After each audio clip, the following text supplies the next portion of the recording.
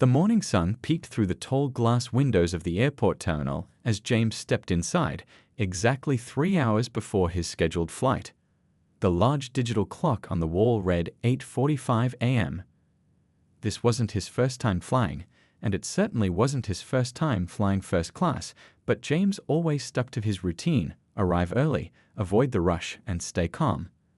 As the CEO of a well-known tech company that created software used by millions, James could have easily arrived in a fancy car with assistants carrying his luggage. Instead, he drove himself in his modest sedan and walked in wearing comfortable blue jeans, a simple gray sweater, and white sneakers that had seen better days. His mother had taught him that true success wasn't about showing off, but about staying humble even when life blessed you with good fortune. The airport buzzed with the usual morning energy: families saying goodbye, business people typing furiously on laptops, and airport staff directing confused travelers. James blended right in just how he liked it. With only a carry-on rolling suitcase and a backpack containing his laptop, he moved through the terminal unnoticed. "Coffee first," he mumbled to himself with a smile. After standing in line at a small coffee shop, he ordered a black coffee, no sugar, the fuel that had powered him through countless long nights when his company was just starting in his garage 10 years ago. Sipping his coffee, James found a quiet corner seat and pulled out his phone. He scrolled through emails, answered a few urgent messages from his team, and then called his elderly father. "Hi, Dad, just checking in before my flight," James said, his voice softening as it always did when talking to his father. "You coming home on time for Sunday dinner?" "Your aunt's making her famous sweet potato pie," his father replied in his deep, warm voice. "Wouldn't miss it for the world," James promised, feeling a wave of gratitude for these simple family traditions that kept him grounded despite his success. After hanging up, James watched people rush by, wondering about their stories. That was something his grandmother used to do with him as a child: make up stories about strangers in public places. "Everyone's fighting a battle you know nothing about," she would say. The meeting in San Francisco had gone better than expected. A major deal had been signed, one that would create jobs for hundreds of people. That thought made James smile. He remembered being 12 years old, watching his own father lose his factory job when the plant closed down. The memory of his dad sitting at their kitchen table, head in hands, still pushed James to create opportunities for others. 2 hours before departure, James walked to the airline's first-class lounge. The attendant at the desk looked up with a practiced smile as he approached. "Good morning," James said politely, sliding his ticket and ID across the counter. The attendant's eyes flicked between his casual clothes and the first-class ticket, then quickly recovered her professional demeanor. "Welcome, Mr. Thomas. Please enjoy our amenities." Inside the lounge, James chose a seat away from the crowd. He nodded politely to a few regular business travelers he recognized. Some nodded back. Others didn't. James was used to both reactions. He spent the next hour reviewing presentation slides for next week's board meeting, occasionally looking up to watch planes take off and land through the floor-to-ceiling windows. There was something peaceful about watching these giant metal birds glide into the sky. When his phone alarm gently buzzed, James packed up his things. The boarding time was approaching. He felt good about heading home to Chicago after a successful trip. As he walked toward his gate, he had no idea that this routine flight was about to become anything but ordinary. James stood in line at gate 32, his boarding pass ready in one hand, ID in the other. The overhead speaker crackled to life. "We will now begin boarding our first-class passengers for Flight 247 to Chicago." A small group of travelers moved forward. A middle-aged couple in matching designer outfits, an older gentleman in a tailored suit, and a young woman with expensive headphones draped around her neck. James joined them, still scrolling through emails on his phone. As the others presented their tickets, the flight attendant smiled warmly, checked their boarding passes with quick glances, and waved them through with a friendly "enjoy your flight." When James stepped up, things changed. "Excuse me, sir." The attendant's voice cut through his thoughts. "We're currently boarding first-class passengers only. General boarding will begin in about 15 minutes. James looked up from his phone, momentarily confused. "Yes, I understand. I have a first-class ticket." He held out his boarding pass, the same blue first-class ticket the others had shown. The attendant, her name tag read Nancy, took his ticket and studied it with narrowed eyes, as if expecting to find something wrong. Her bleach-blonde hair was pulled back so tightly it seemed to stretch her smile into something less than genuine. "There seems to be some confusion," Nancy said, her voice dropping to a whisper that somehow carried to the people waiting behind James. "This zone is for our full-fare first-class passengers." She emphasized full fare while looking pointedly at his worn sneakers and casual clothes. A warm flush crept up James's neck. He'd been through this before, the assumption that he couldn't possibly belong in first class because of how he looked or dressed.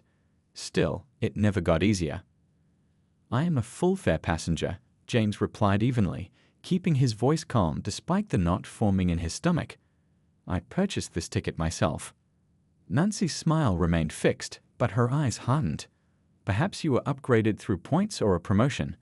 Sometimes passengers get confused about that." She wasn't asking a question.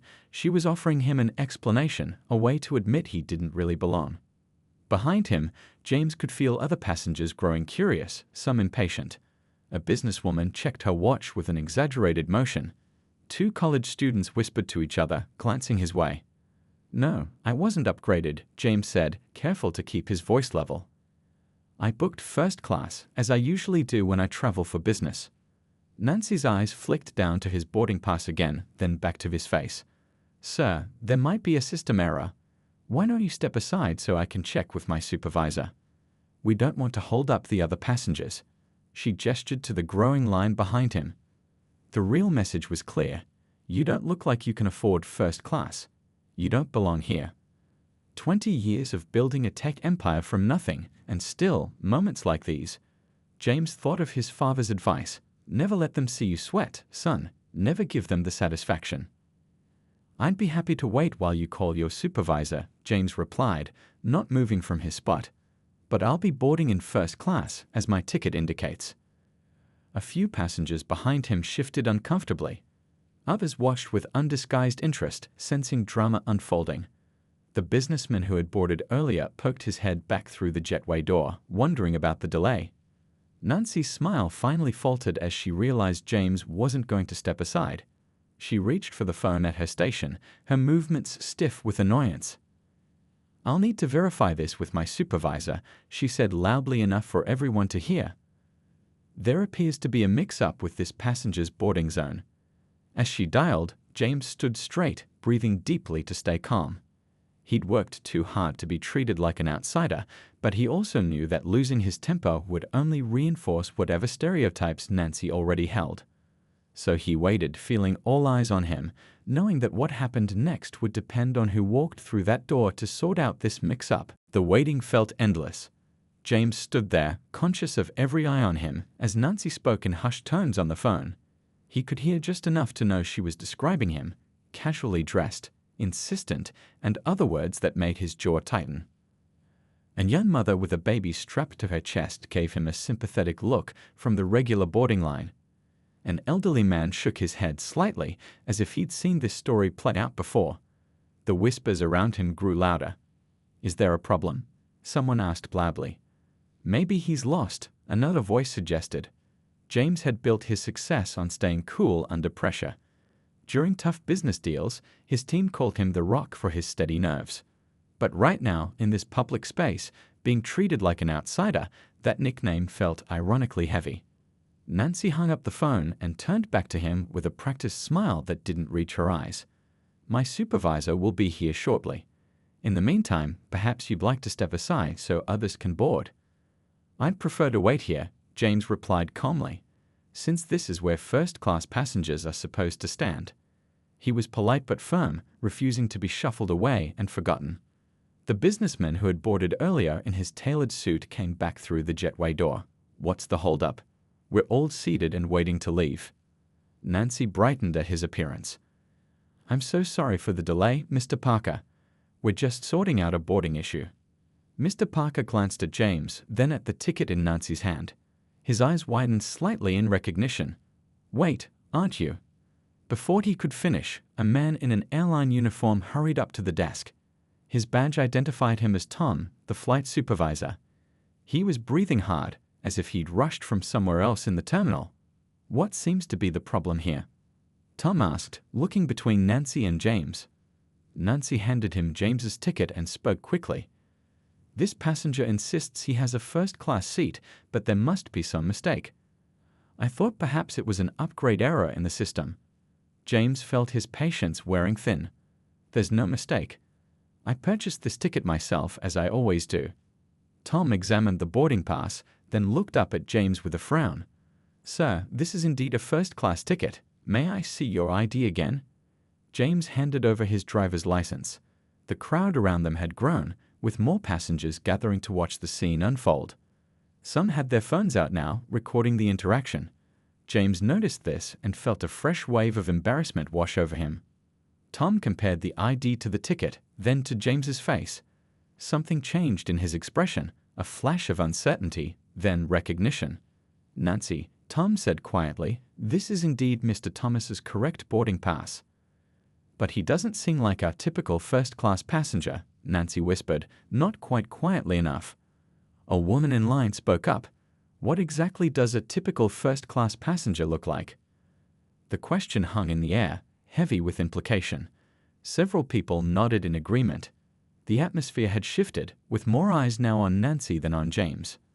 Tom cleared his throat, clearly uncomfortable. "Mr. Thomas, I apologize for the confusion. Of course you're welcome to board right away." But James wasn't ready to let this go so easily. The familiar sting of being judged by his appearance rather than his achievements burned too deeply. "I'd like to understand exactly what the confusion was," James said, his voice carrying just enough so others could hear. "Was it my ticket that confused your colleague, or was it something else about me?" The terminal grew unusually quiet. Tom's face flushed red as he struggled to find the right words. That is, there was simply a misunderstanding. Sometimes our staff are extra cautious about." "About what?" James pressed, 20 years of similar misunderstandings fueling his words. Before Tom could answer, a new voice called out from behind them. "James? James Thomas, is that you?" James turned toward the familiar voice. A tall man with salt and pepper hair pushed through the crowd of onlookers. It was Robert Chen, the airline's regional director, whom James had met at a charity event last year.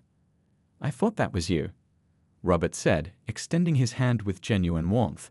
"What brings you to San Francisco? Last time we talked, you were expanding your company's West Coast operations." The atmosphere shifted instantly.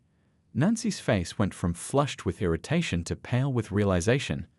Tom, the supervisor, looked between Robert and James with growing understanding. "You two know each other?" Tom asked, his voice noticeably higher than before. Robert nodded enthusiastically. "Of course. James Thomas is the founder and CEO of Future Tech Solutions. Their cloud security platform protects half the banking systems in the country." He turned back to James. "My daughter just started her internship at your Chicago headquarters. She can't stop talking about the company culture." A ripple of whispers spread through the crowd. Several passengers were now openly recording with their phones. One woman lowered her sunglasses to get a better look at James. "Wait, James Thomas," someone in line asked. "The one who was on the cover of Business Today last month."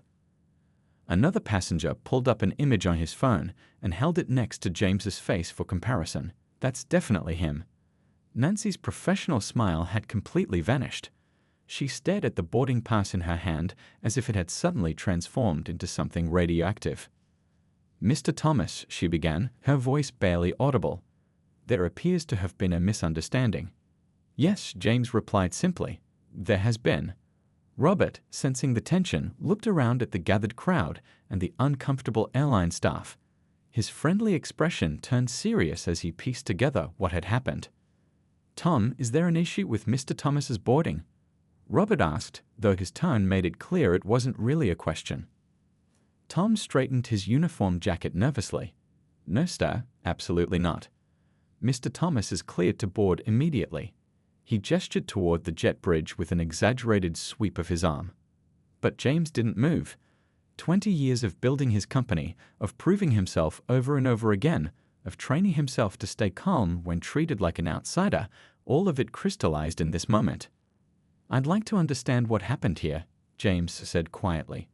Because from where I stand, it seems like I was denied boarding because I don't fit someone's idea of what a first-class passenger should look like. The terminal fell silent. Even the usual airport announcements seemed to pause. Robert's friendly expression turned to one of concern as he realized the full situation. That's a serious allegation, Robert said, not dismissively but with genuine concern. He turned to Nancy. Can you explain what happened? Nancy fidgeted with her name tag, eyes darting between James, Robert, and the growing crowd of spectators. I was simply following protocol, she began. We have to be vigilant about. About what? James interrupted gently. About people who pay for first-class tickets and expect to be treated with the same respect as other passengers. A woman in the regular boarding line spoke up. I saw the whole thing. They let everyone else through without even checking their tickets properly, but they stopped him and questioned him like he didn't belong. Several heads nodded in agreement. An older man chimed in, been flying 40 years and I've seen this too many times. Robert took a deep breath, the kind leaders take before making important decisions. Mr. Thomas, on behalf of our airline, I want to personally apologize for this incident. Then, turning to Nancy and Tom, he added, I'd like to speak with both of you in private after this flight departs. The plane's captain appeared in the jet bridge doorway, wondering about the delay. When he spotted Robert, he hurried over. Is everything all right, sir? The captain asked. Robert shook his head slightly. Not yet, but it will be. He turned to James. Mr. Thomas, would you allow me to personally escort you to your seat? And perhaps we could talk about how we might do better in the future. James looked at the faces around him, some embarrassed, some indignant on his behalf, some simply curious about the unfolding drama. He thought about all the others who had faced similar treatment, but didn't have the protection of recognition or status. I think that's a conversation worth having, James replied. Finally settled in his first-class seat, James stayed out the small oval window as the ground crew loaded the last of the luggage. His heart was still beating a little faster than normal. He loosened his seatbelt slightly, trying to get comfortable. The other first-class passengers pretended not to stare, but he could feel their eyes on him. Some looked embarrassed, others curious. The businessman in the tailored suit, Mr. Parker, leaned across the aisle. Rough start to the journey, he said quietly. I've flown over 2 million miles with this airline, and I've seen that kind of thing happen too many times. James nodded but didn't reply. What was there to say? That this was hardly the first time. That no matter how successful he became, how many magazine covers featured his face, or how many employees depended on him, there would always be people who saw his skin first and everything else second. A different flight attendant, not Nancy, approached with a tray. Mr. Thomas, the captain would like to offer you our premium champagne with his personal apologies. Her smile seemed genuine, her eyes apologetic. Just water, please, James replied. Thank you. He wasn't in the mood for special treatment now. It felt too much like compensation, too little too late. As the plane filled with the remaining passengers, James noticed people from the boarding line glancing his way as they walked past first class. Some nodded in recognition or support. A few took quick photos with their phones, probably to post on social media later. Just saw James Thomas getting mistreated by airline staff. By tomorrow, this would likely be a news story. His PR team would want to issue a statement. Journalists would call asking for interviews. The airline's stock might even take a small hit, all because one employee couldn't believe a black man in casual clothes belonged in first class. The plane began to push back from the gate. Through his window, James could see Nancy standing with Tom and Robert in the terminal. Robert was talking, his expression serious. Nancy kept her eyes on the floor. James pulled out his phone one last time before the flight attendants asked everyone to switch to airplane mode. 3 text messages had come in from his assistant back in Chicago. CNN just called asking about an incident at the airport. What happened? There's a video going viral on social media. Are you okay? Should we prepare a statement? James sighed and typed back, I'm fine. We'll discuss when I land. He put his phone away and closed his eyes, suddenly tired. The weight of being both a successful CEO and a black man in America felt particularly heavy today. His thoughts drifted to a conversation with his father years ago when he'd gotten his first big promotion. "The higher you climb, son," his father had told him, "the more they'll try to make you prove you belong there. Never forget that you don't owe anyone that proof." When he opened his eyes, the flight attendant who had brought him water was standing beside his seat again. "Mr. Thomas," she said softly, "the captain would like to speak with you when we reach cruising altitude, if that's all right." Of course, James replied automatically that he wasn't sure he wanted to discuss what happened any further. Sometimes he just wanted to be treated like anyone else, not worse because of his race, not better because of his status. Across the aisle, a young girl about 8 years old was watching him with open curiosity. When she saw him notice her, she didn't look away. "My mom says you make computers that help people," she said simply. "She showed me your picture in her magazine." Despite everything, James found himself smiling. "That's right. My company tries to make technology that makes life better." "Cool," the girl replied. "I want to do that too when I grow up." For the first time since the boarding incident, James felt some of the tension leave his shoulders. This was why he kept pushing forward, why he endured moments like today's humiliation. Because maybe this little girl would face fewer barriers than he had. As the plane climbed into the clouds, James thought about what he would say to the captain, and more importantly, what he might do to turn this uncomfortable moment into meaningful change. An hour into the flight, when the seatbelt signs had been off for some time and most passengers were settled with their drinks or laptops, the captain himself emerged from the cockpit. Captain Wilson, according to his name tag, was a tall man with kind eyes and gray hair at his temples. He scanned the first-class cabin until his gaze landed on James. He approached with purpose but without hurry, stopping at James's row. "Mr. Thomas? I'm Captain Wilson. I wonder if I might have a word." James nodded, setting aside the book he hadn't really been reading. The captain gestured to the empty seat beside James. The airline had apparently made sure no one was seated next to him after the incident. "I've been flying for nearly 30 years, the captain began, his voice low enough that only James could hear him. "And I want to personally apologize for what happened at boarding. It was unacceptable." James had heard similar apologies before, carefully worded, designed to smooth things over without admitting too much. He waited, expecting the usual corporate response about retraining staff, and this doesn't reflect our values. But Captain Wilson surprised him. "The truth is," the captain continued, looking directly at James, "what happened to you isn't rare, and pretending it is would be dishonest." He paused, seeming to choose his next words carefully. "My brother-in-law is a black physician. He flies first class regularly and faces the same questioning, the same assumptions, almost every time. He stopped wearing comfortable clothes on flights years ago because he got tired of being treated like he doesn't belong." James hadn't expected this level of understanding. The knot in his chest loosened slightly. "What Nancy did today wasn't just about you," Captain Wilson continued. "It's about a pattern that happens daily across this country, in airports, restaurants, hotels, everywhere." Behind them, a flight attendant passed by with the drink cart, glancing curiously at the unusual sight of the captain seated in the cabin. "I appreciate your candor," James replied. "But apologies without change don't mean much." The captain nodded. "I agree completely. That's actually why I wanted to speak with you." He leaned forward slightly. "Robert, the regional director you met, called me before takeoff. He's planning to implement new training across the entire airline, specifically addressing unconscious bias. But we both agree that instead of some corporate consultant, we need someone who can speak from experience." James raised an eyebrow. "And you think that should be me?" "Who better?" Captain Wilson asked. "You've built a tech empire focused on security and trust.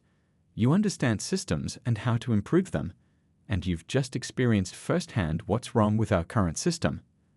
James looked out the window at the clouds below. He thought about all the times he'd been followed in stores, questioned in hotel lobbies, stopped while driving his own car in his own neighborhood. He thought about the parents who had pulled their children out of the pool when he went swimming at a hotel in Dallas last summer. "I'm not interested in being the face of your corporate damage control," James said finally. "That's not what this is," the captain replied earnestly. "This is about real change. Nancy has worked for the airline for 15 years. She's not a bad person, but she has blind spots. We all do. The question is whether we're willing to address them." A child's laugh rang out from somewhere in the economy section. James thought again of the little girl who wanted to make computers when she grew up. "Nancy asked to speak with you when we land," Captain Wilson added. "Not because anyone ordered her to, but because she requested it. She's been crying in the galley since takeoff."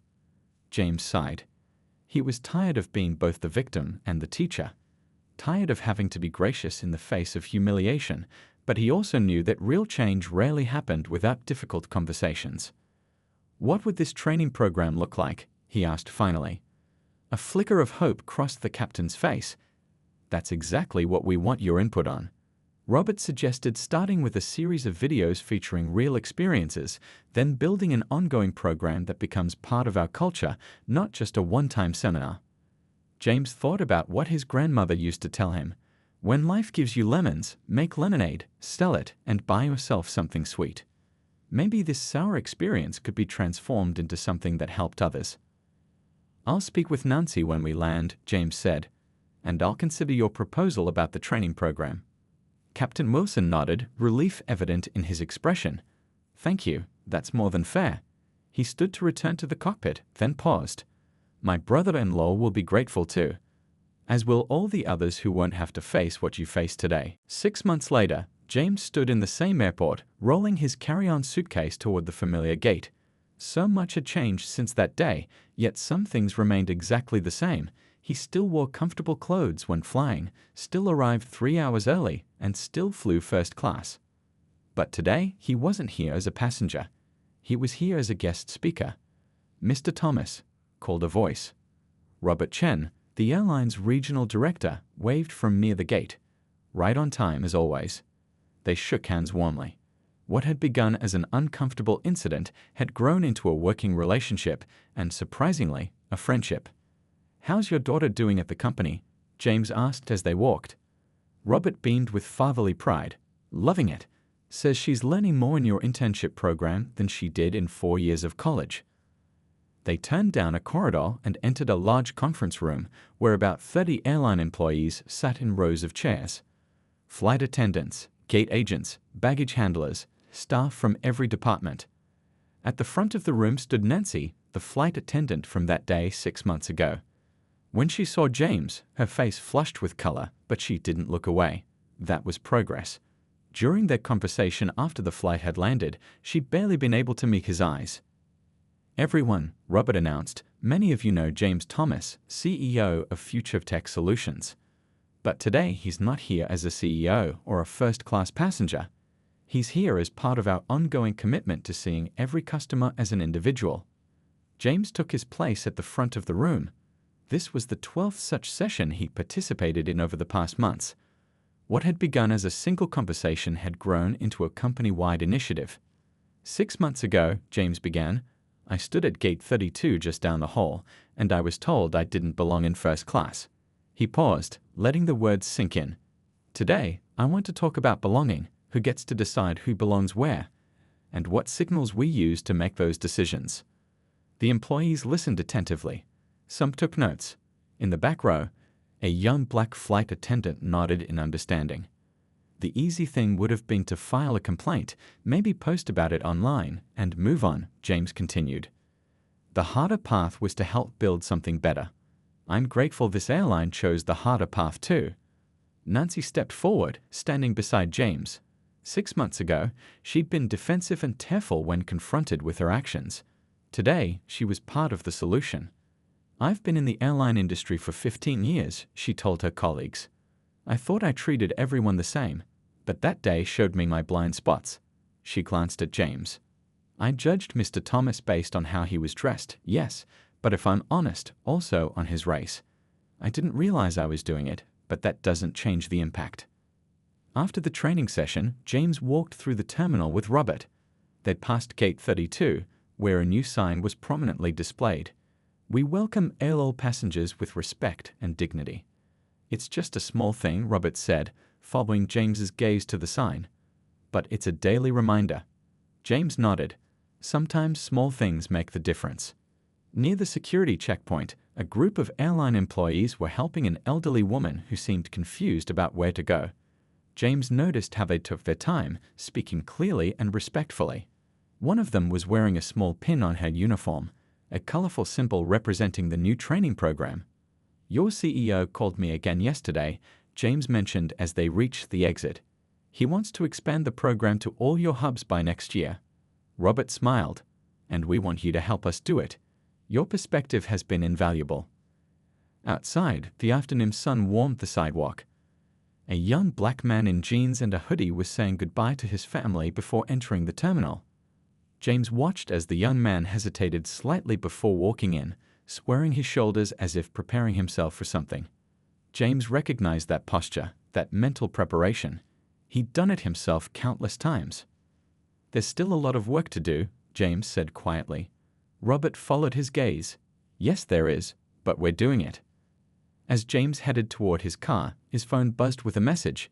It was a photo from Captain Wilson, his black brother-in-law wearing casual clothes in a first-class lounge, smiling broadly with a thumbs up.